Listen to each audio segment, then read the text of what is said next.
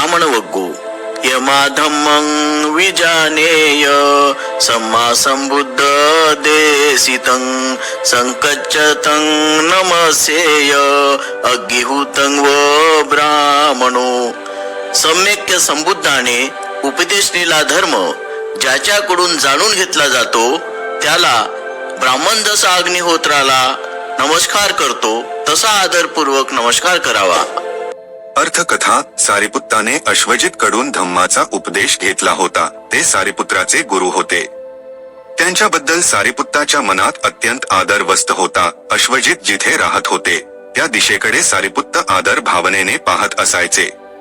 सारिपुत्ताच्या या कृतीचा काही भिक्षूंनी गैर अर्थ करून बुद्धांच्या कानावर ती गोष्ट घातली. त्या काळी दिशांची पूजा करणारा एक पंथ होता. त्या पंथातील अनुयायांप्रमाणे सारिपुत्त वागत असतो असे भिक्षूंचे म्हणणे होते. बुद्धाने सारिपुत्ताच्या वागण्याचा खरा अर्थ समजावून दिला.